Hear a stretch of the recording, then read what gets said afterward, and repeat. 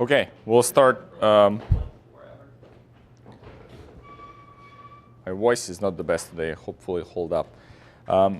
So last time we started going through the different specs, essentially, that CMOS op-amp will have. These are properties like input common mode, range. We started talking about offset as well, and a lot of other aspects. And so we're just going to continue those because those typically complete like a spec list that you are going to have to design for example, in the project or whenever you start doing the CMOS, the op-amp itself. Some of the comments are specific to the CMOS because, let's say, GMs are smaller than bipolars, etc. So last time we started talking about offset. Oops, okay. Same issue. Let's see if this works. Okay.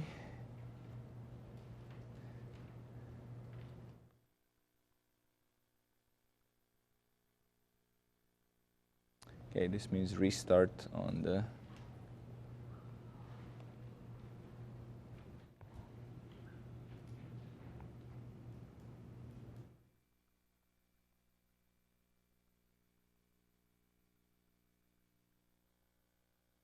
Okay, so let's see if we can get this going. Yeah, one more thing I wanted to say is that Alberto posted some of the body plot material that may come handy to people who kind of are a little bit rusty on the calculating phase and doing arc tangents and kind of understanding really what's happening, especially for the last problem where you sort of have to tweak it a little bit. It's not exactly a dipole like we talked about, right? Last homework problem. So we're asking for 60-degree phase margin, so you have to do a little bit of trigonometry there, but it's all within sort of basic Bode kind of plots. If you review that document that he sent out, you'll kind of probably brush up on that. We don't have time sort of in going lectures into these like details. So last time okay, now it works. Started talking about offset, and we looked at systematic offset component. And I'll just redraw the design so we have it all fresh over here. So we have our current mirror-loaded diff pair is the first stage.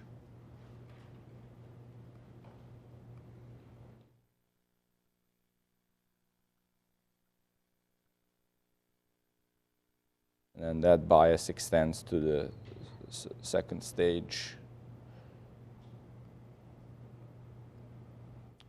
I'll take the point somewhere higher.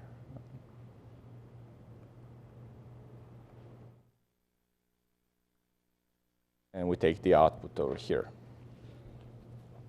And then we're going to label these as M1, M2, M3, M4, M5, M6, M7, VSS, VDD. Okay, and there'll be some V bias here that will cause I bias to flow here. And if the inputs are at common mode, I bias over 2 will flow in both of these branches. And what we said we're going to have here is, by sizing the mirror differently, we'll have here some K times I bias, where in the simplest sense, K is 1/2, meaning that we get the same exact current through this branch as we have through any of these branches. So then we can size the transistors accordingly. But in general, we want to have more current running through this, so the GM of these things of M5 is higher, so we can have a faster output stage. So we can drive more capacitance, let's say, stronger. Like for example, when we do slew rate type of limiting conditions that we're going to talk about later. So in this scenario, what we're interested in is how far away this voltage is going to be just because of the topology and how we size transistors, how far this VO voltage is going to be from mid-rail, which is sort of the natural point where we want to take the output. And that will be our systematic offset. So one of the conditions that we mentioned would be that in order to get proper mirroring, we would have VOV3 equals VOV4 equals VOV5. Okay. So in that condition, I can guarantee that all the currents get replicated as I want them to be. Especially, it's important for the last stage. Well, it's important here as well because we said that the error in the diff pair comes from M4 not having the same VDS as M3. Right? So you do that by proper sizing and by adjusting M5's VGS so that it can keep the VDS here to be exactly the VDS on M3. But also in terms of mismatch between M5 and M6. If they're slightly pulling different current than sourcing, then you're going to have voltage slammed all the way down to one end. So you have to balance the two by sizing. So this condition is going to ensure that the currents that are sourced at the pooled at the bottom are actually mirrored also correctly at the top between M3, M4, and M5, just like we did with the systematic errors in the current sources. If you take a look at this condition a little bit more, since V overdrive is proportional to the square root of current over the size, this really means that current densities through M3, M4, and M5 are the same. Okay. This just means physically you always have the same overdrive if your current density through the transistor is the same. Okay. So the way we can express that mathematically is that now ID3, which is the current that goes to M3 over W of L3. So that's our now current density. It's ID4 over WL4 equals ID5 over W over L5. Now, we also have some conditions here. So, for example, we have that ID3 equals ID4, and then equals ID7 over 2.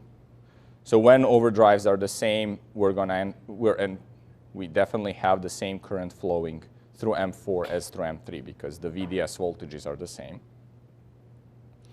So this condition holds. And then we also have the condition that whatever's coming from M5 is going into M6, so that I will do the absolute value here is just, okay. So once we have, so from this relationship we can plug ID7 here instead of ID3 and 4, and then ID6 instead of ID5. So what we get is that ID7 over 2 double L3 equals again, ID7 over 2 double L4 equals ID6 over W over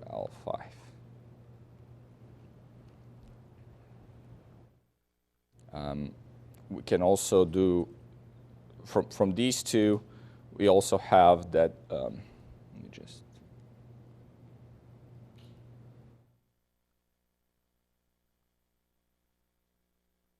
so now from this ratio, what we have is that we can clean it up to just get the ratio of currents.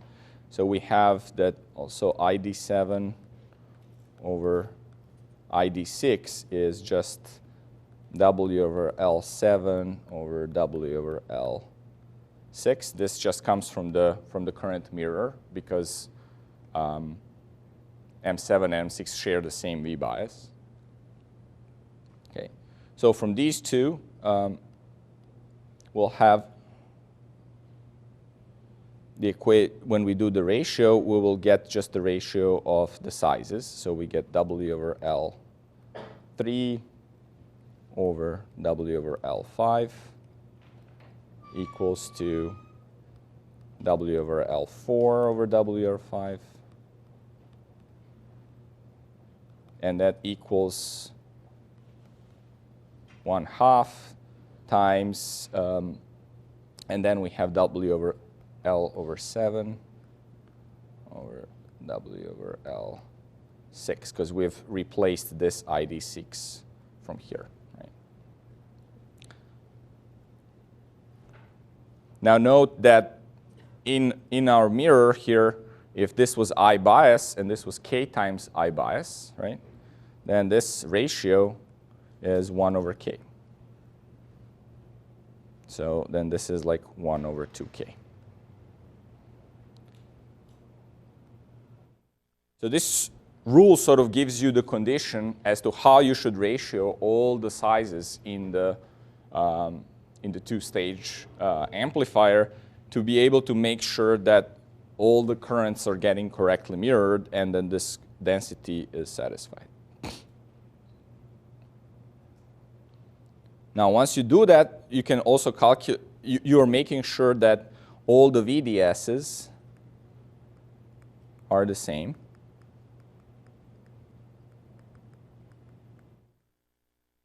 And they're equal to V threshold plus V overdrive, right?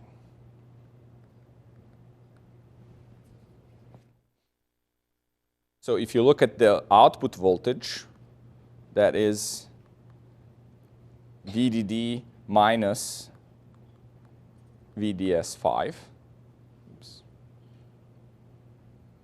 right? That's VDD minus VDS5, right? And so we can get exactly what the DC voltage gets established between the two drains of the M5 and M6. Okay, so that will be then VDD minus V threshold, I'll just call it P, and then minus V overdrive P. Now,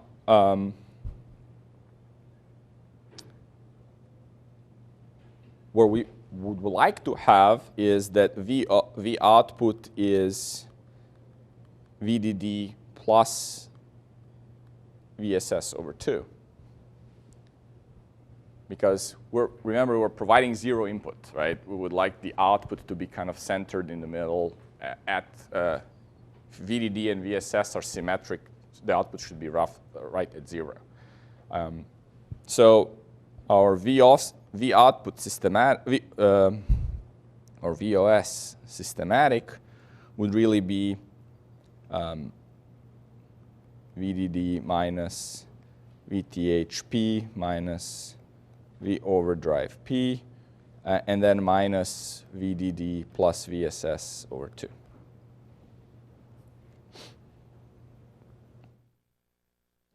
So depending what VDD really is, what VSS is, what the thresholds are, this number may not be exactly 0. Okay? But the good news is that this is actually the output offset. So the systematic input referred offset is this divided by A1 and A2.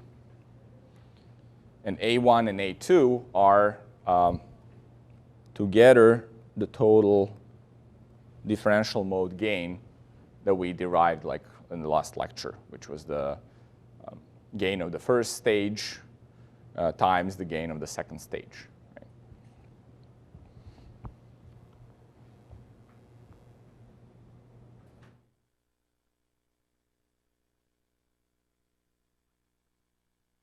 Okay. Depending on the amplifier topology, the derivation will be different. So for the project, you select a different one. You can kind of go and derive this same thing. There's another component that we're going to talk about today in terms of offset, and that's the random offset.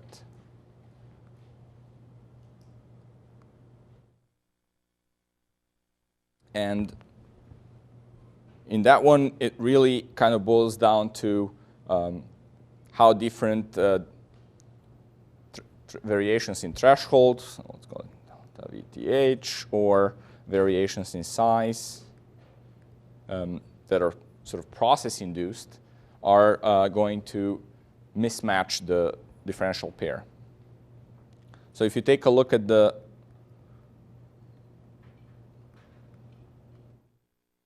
just the differential pair itself, let's say we'll talk just about that component first. If I apply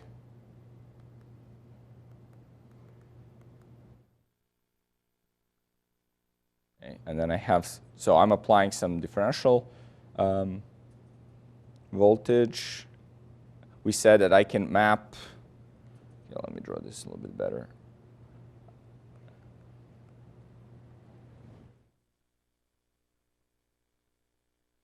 I can map the offset into the input referred offset. And in this case, in the best kind of thing to do really would be to say that, say VOS over 2, and then here will be minus VOS over 2.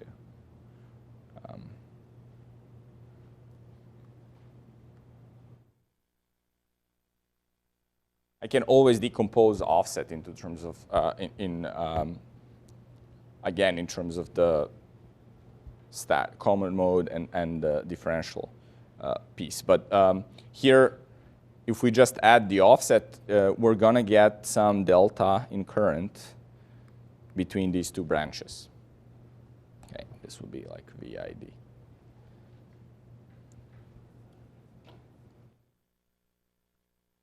This delta will exist even if VID equals 0.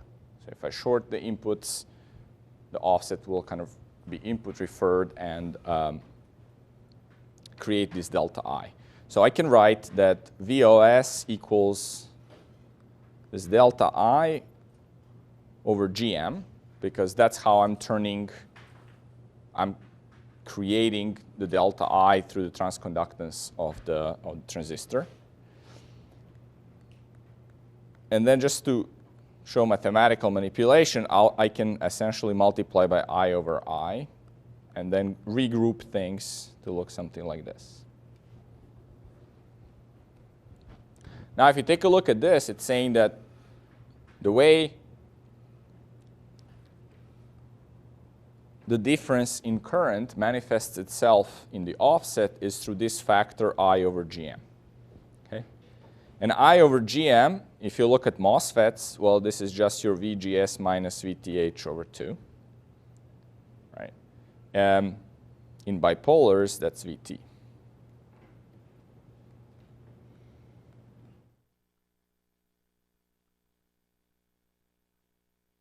And we know that this is much bigger than VT. So what this really means is that for any current mismatch that happens within the diff pair itself, the way it projects itself to the input is that in MOSFETs, that offset is much larger than what happens in bipolars. Okay, so that's just one component that really reflects through the mismatch in current. So now we'll see sort of where this mismatch in current comes from. If you go and say, okay, my I1 equals to K prime over 2 W over L1 times VGS minus VTH square. So here we're going to assume VTH is constant. So we're only looking for delta in sizing. And I2 is K prime over 2 W over L2 times VGS minus VTH over 2.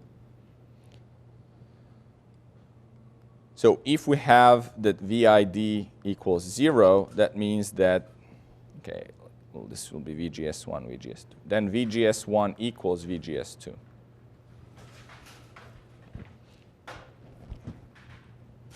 And if we try to look at the difference,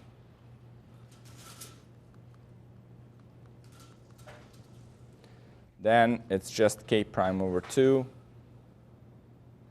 W over L1 minus W over L2, which we can call delta W over L, 1, 2, times VGS minus VTH square. And if you do the same thing, but you just sum things together, so you say that I is actually the average, then what you're going to get here is that this is K prime over 2, W over L1 plus W over L2 over 2 times VGS minus VTH square. Now we can call this piece W over L 1 comma 2. So it's like an average value. And then remember, we're looking for this piece over here, delta I over I. So delta I over I will be, so K prime, VGS, that's all going to go away. So really get delta W over L over W over L. In this case, it's 1 comma 2. Okay? So that's one piece that's just proportional to the sizing. Now, if you look at the threshold,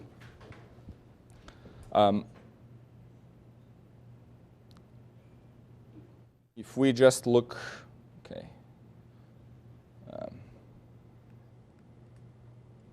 if we just look at delta VTH, well, for VTH 1 and 2,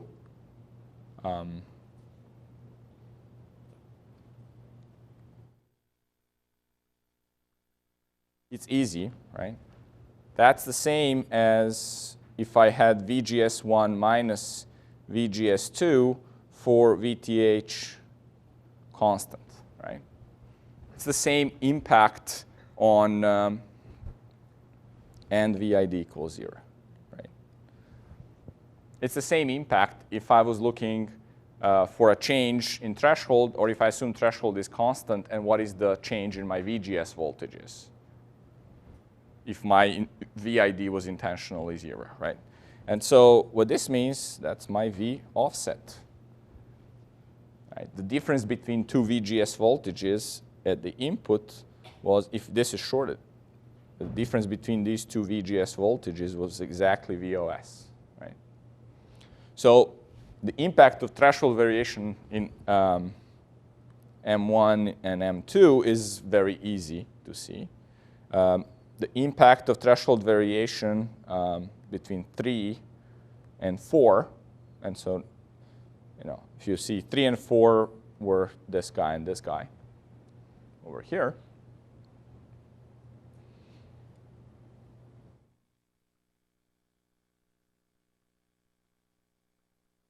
Can anybody figure out what that is?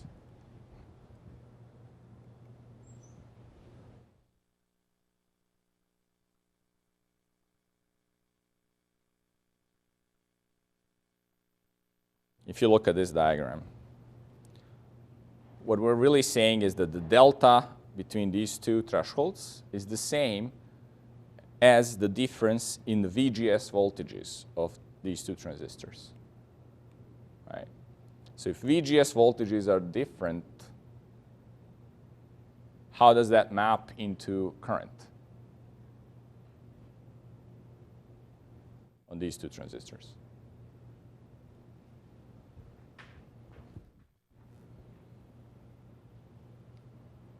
In other words, what's delta I?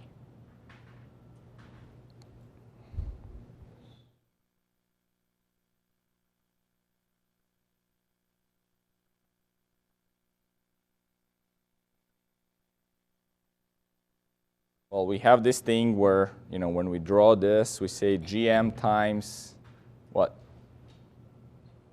VGS, right? And we just said that delta in thresholds is the same as delta in VGS, right? And so it's like small signals. So it's like delta VGS. So really, this current will be GM delta VGS. So the difference in current is just GM3 times this delta V threshold, 3 and 4.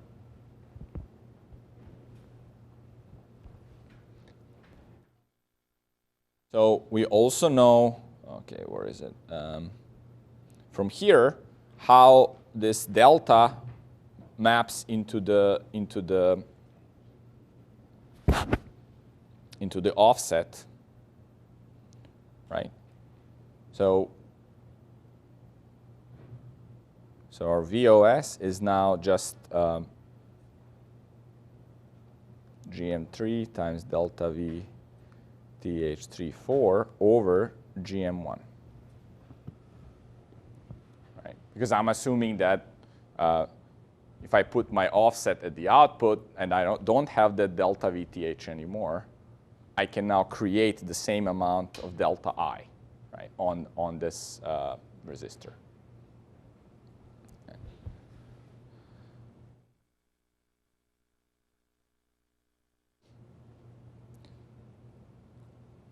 The other way to look at it is to say, well, I had this one transistor, and it's loaded by 1 over GM3. So what voltage do I put over here so that here I generate a voltage that is my delta VTH, right?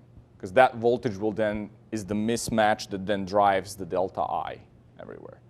So because the gain of this guy is GM1, then this voltage here is delta VTH over the gain, right? Because it's input referred offset. So then the gain is GM1 over GMR3. Right. So that's another way to think about this. Always trying to input refer, figure out what the offset is at the output, and then input refer it through the gain that you get. Okay, make sense? Okay. So now we see that, if we have delta VTH, we have a direct contribution to the offset from VTH1 and 2, and then we have a scaled down contribution from the current mirror. Right? So it's scaled down by the choice of GM3 and GM1. Okay. So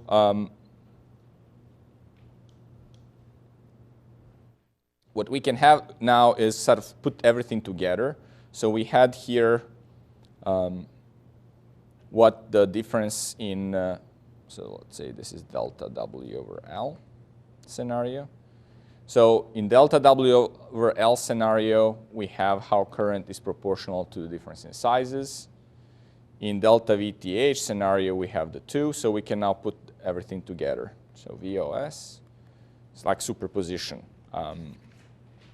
Will be, okay, direct contribution from 1 and 2 plus scaled contribution from 3 and 4. And then we have this mapping factor, I over GM, which is really VGS minus VTH over 2, right? So then we have this VGS minus VTH over 2, which is really I over GM. Okay, and that times the deltas in, so minus delta W over L 1, 2 over W over L. And same factor is for 3 and 4.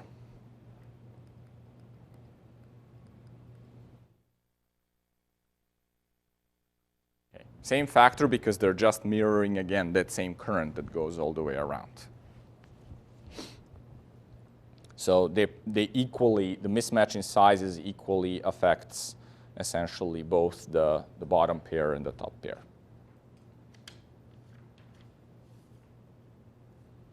So if you take a look at this expression, you can then draw some conclusions about what you should do in your circuit to be able to minimize this random offset. So if that's the goal for the specification. So to minimize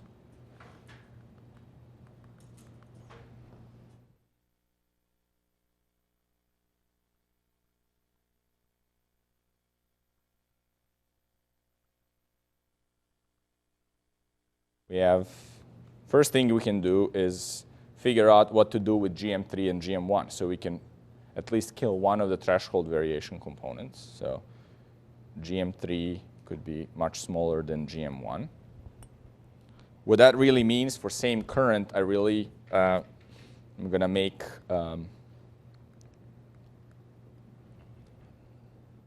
the channel length longer.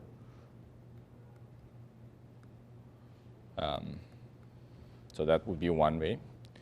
Another thing I want to do is, so I'm really focusing on these two factors. I can also decrease the overdrive on the input.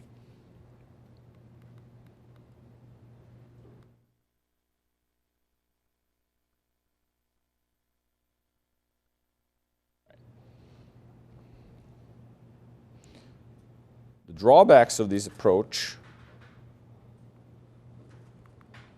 is essentially speed. So we have that current mirror gets slow because the channel lengths are big.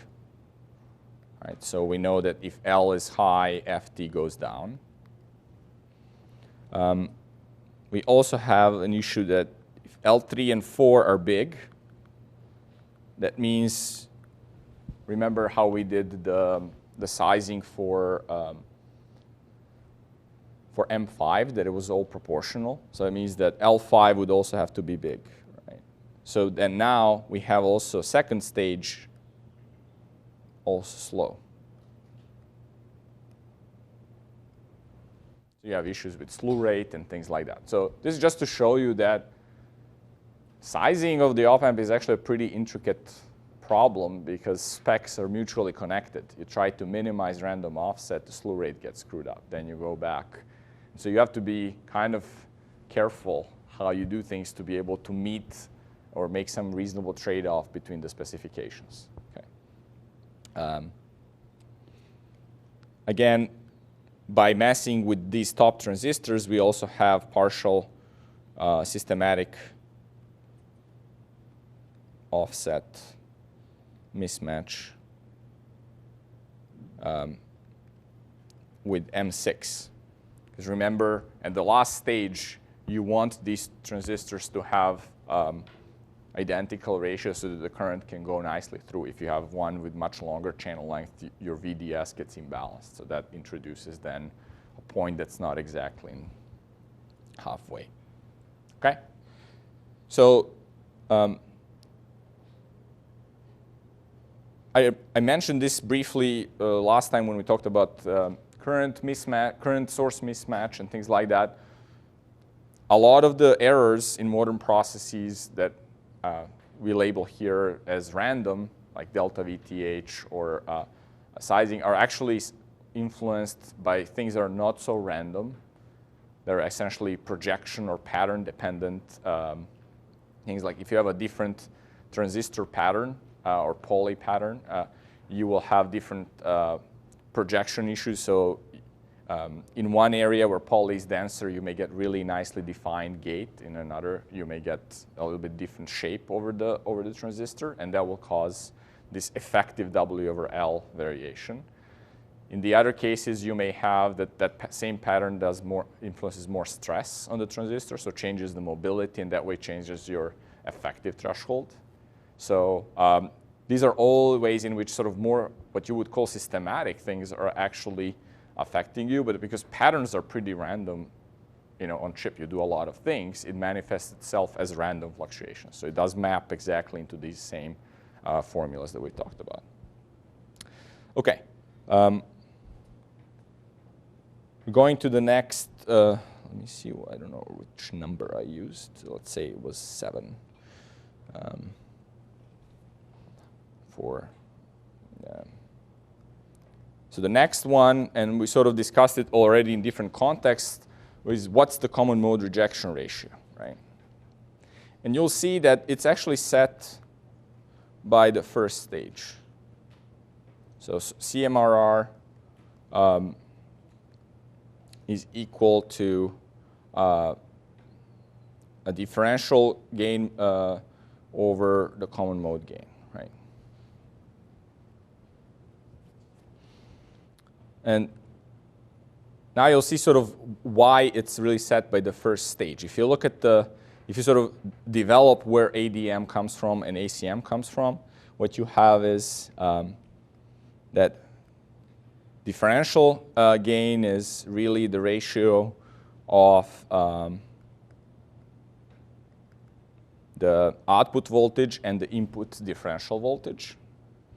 And I'll just use this VO over VO1 as a proxy, right? Because in the first stage, we already convert kind of differential input into single-ended output, right? Right. This is VO1, right? So you already make that translation, and then you're going into the output stage. Oops. And then at the bottom, the common mode, you're really going also from the common mode input into the output, but also going through VO1. So whether you've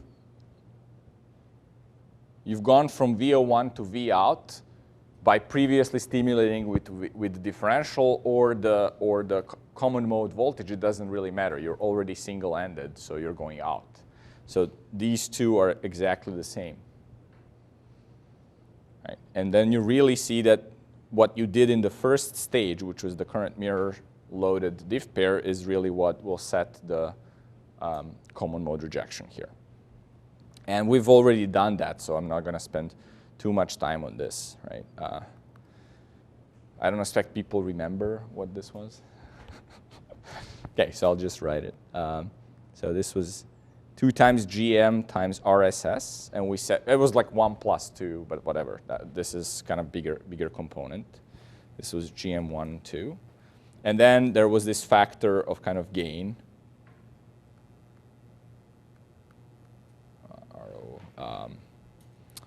For, or I'll just say RON in parallel with ROP, right? RO2 in parallel with RO4 or whatever. 2 and 4, it's fine. Okay, so this piece comes from the tail, and this piece comes from active load. This is tail current source. So to increase CMRR, what can we do?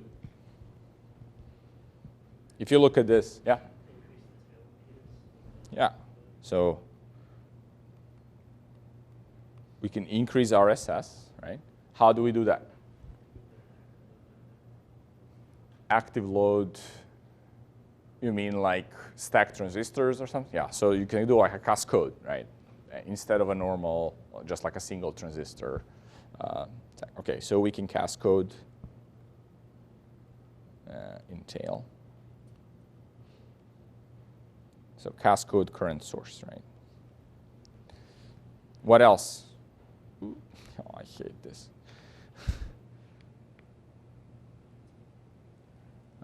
What else can we do?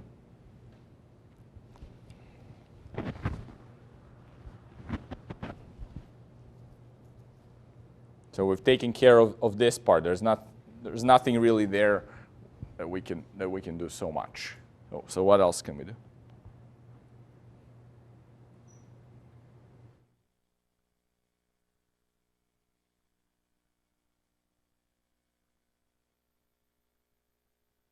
This is the transconductance, and this is something that we would call RO, which is the output impedance, right, of that current mirror. So how do we increase the output impedance?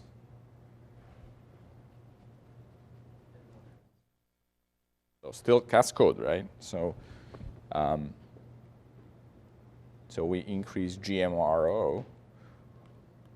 So we cascode the diff pair and load, right? So we're cascoding the source, we're cascoding the diff pair, and we're going to cascode the active load. So that's going to be a lot of transistors in the stack, right? And so that's what people would like to do, but in modern processes you can't because your supply is 1 volt, so you don't have where to fit all these overdrive voltages that you need to have.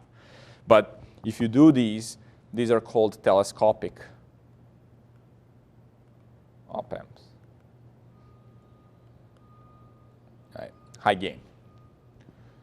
You obviously are improving here the CMRR, but you're also going to be improving your differential ADM, right?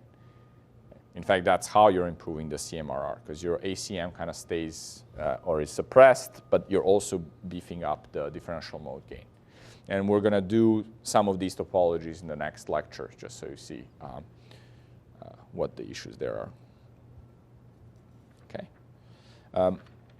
We've covered the input mode range for at least this pair. Another property I want to sort of at least start today that's related to the common mode. So the reason why we're worried so much about common mode rejection ratio is that if you had cascaded stages, like you had stage 1, stage 2, stage 3, the supply noise from one of the stages or supply noise that's just distributed across the chip could somehow couple into this point over here. And even if you have a totally differential input, the noise coupling in will couple the same way on both sides, right? And then if you have a bad common mode rejection ratio, even though this common mode has now fluctuated, this is completely common mode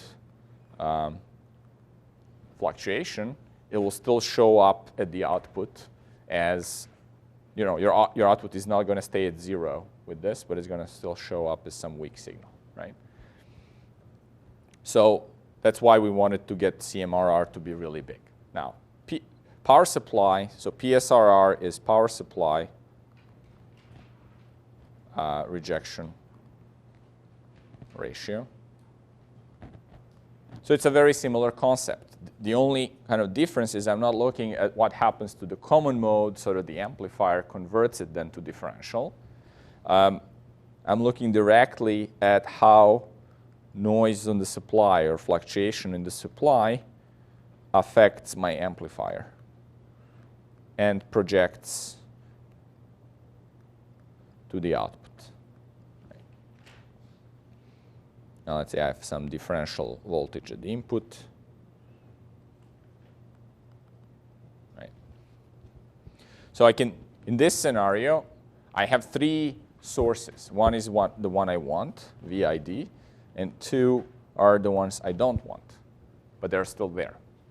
And Vout is equal to differential mode gain on the one I want, plus I'm going to label these A plus times VDD plus A minus times VSS, because those are the gains from these sources to the output. There's some path, okay?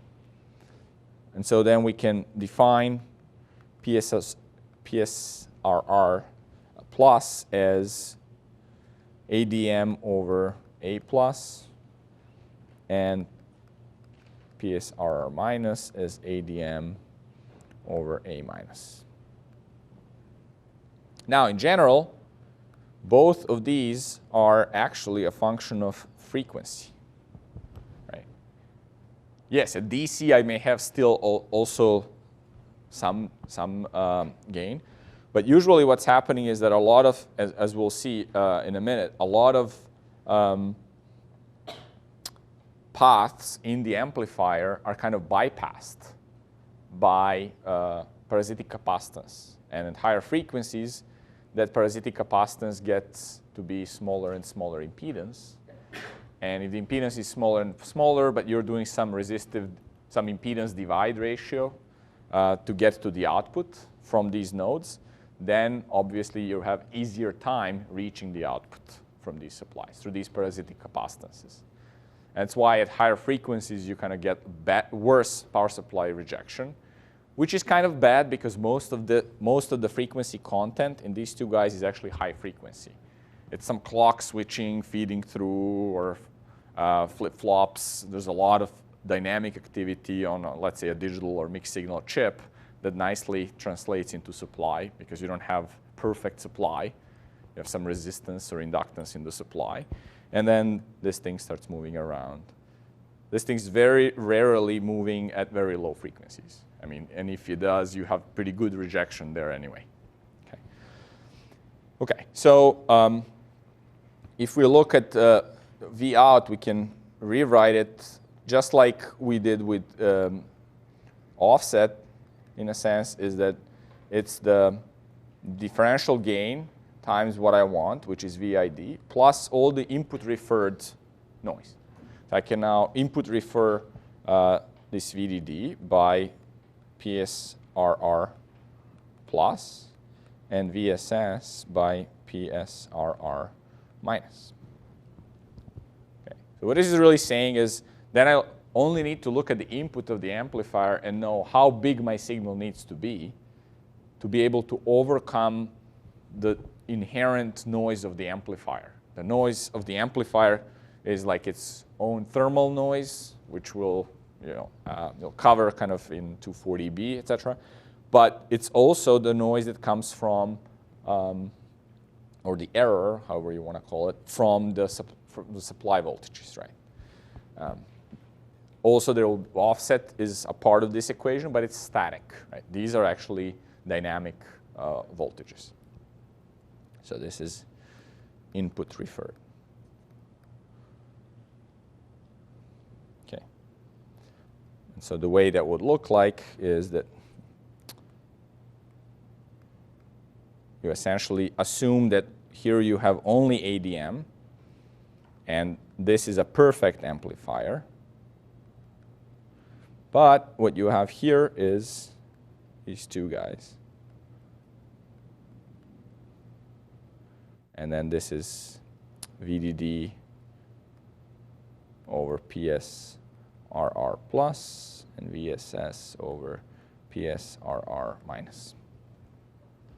So typical goals when you design the amplifiers is if there's a single-ended output,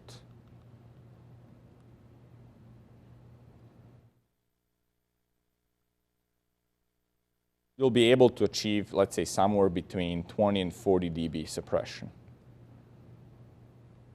for PSRR. If it's differential,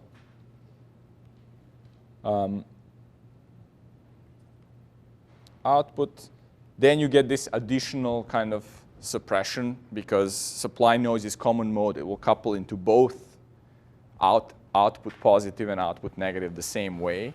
And to the extent that you're well matched in the circuit, you'll be able to kind of cancel that. But because you're not perfectly matched, maybe there's 10% mismatch somewhere, or 1% mismatch, that's already 40 dB limit, right?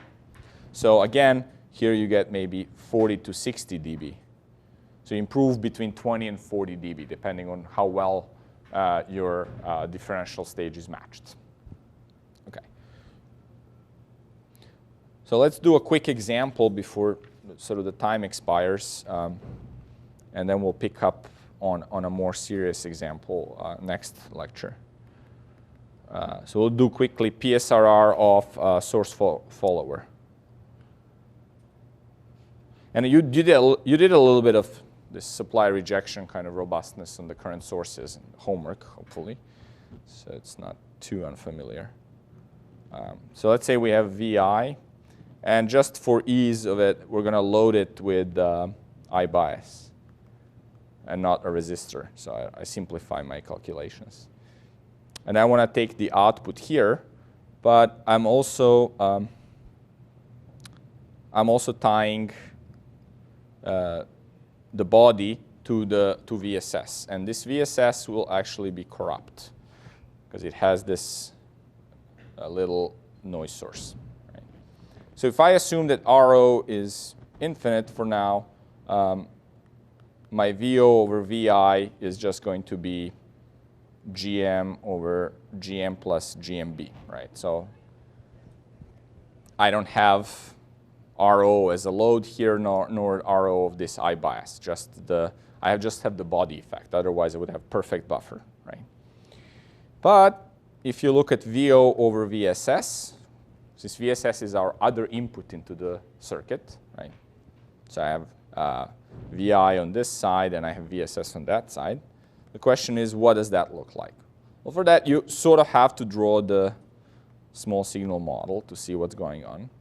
And so here it is.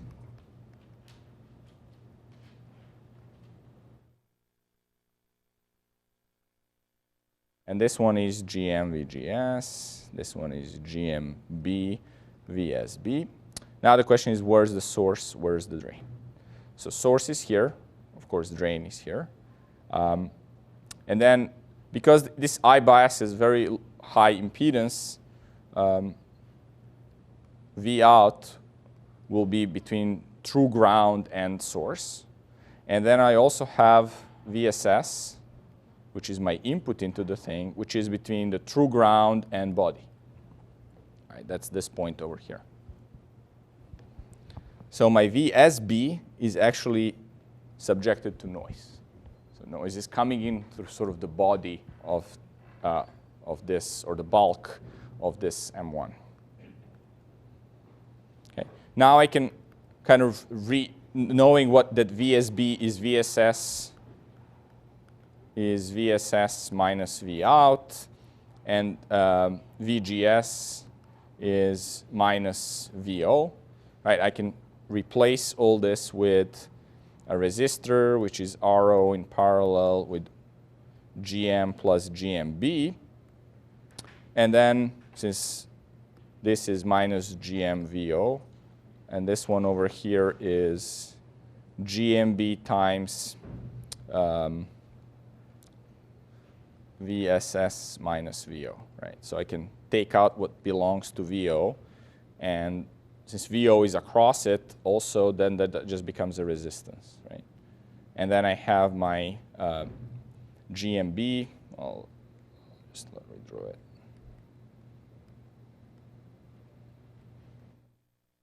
Times VSS, right?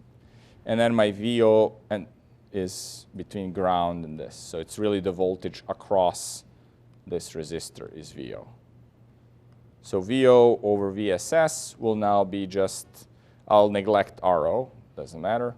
It will be GMB over GM plus GMB. So notice now, if I take the ratio of these two, my PSRR is VO over VI over VO over VSS, right? So it's really just GM over GMB. And that's our 1 over C, which is, 3 to 10. So that gives you 10 to 20 dB.